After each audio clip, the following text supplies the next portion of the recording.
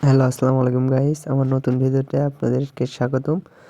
মিঠু সাহেব বা ভাই বলি, যাই বলি না কেন, তাই শাকিব খানের সাথে সোলজার এবং প্রিন্সের সে যুক্ত আছে এবং সে প্রিন্স এবং সোলজার শুটিং নিয়ে এবং তার অভিজ্ঞতা নিয়ে বলতেছে, কি বলে দেখতে পারবেন এই ভিডিওতে। এবং শাকিব খানের সাথে শুটিং করে সে অনেকটাই তাকে ভাগ্যবান এবং মানে তার অনেক আগ্রহ এবং অনেক দিন কাটছে, অনেক মজা পাইছে কাজ করে। কিন্তু আপনাদেরকে বলতে চাই, সোলজার এই ঈদে মুক্তি নাও পেতে পারে এবং প্রিন্স মুক্তি পাবে।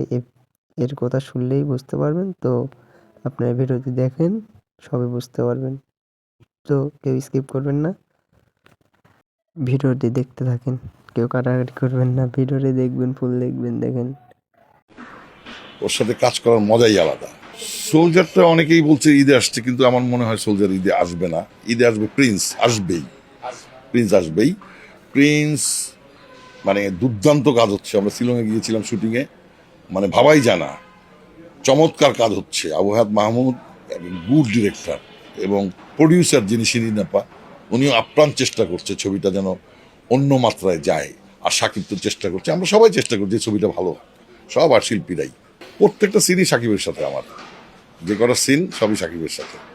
একটা সিন বোধ হয় না, আর বাকি সব সাকিবের সাথে সিন।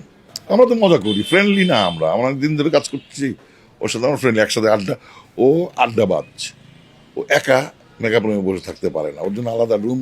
কিন্তু একা বলে ডেকে ডেকে পর্দা আসেন, সবুজ রে বলে ওর যে মেকআপ পার্সোনাল, পর্দাকে ডাকো, অমুককে ডাকো, বেশি আড্ডা মারে, গল্প করে। এবার আমি, এজাজ ভাই, সাকিব শ্রীলঙ্কায় একসাথে বসে অনেক আড্ডা মারলাম, মজার মজার কথাবার্তা, আড্ডাবাজ।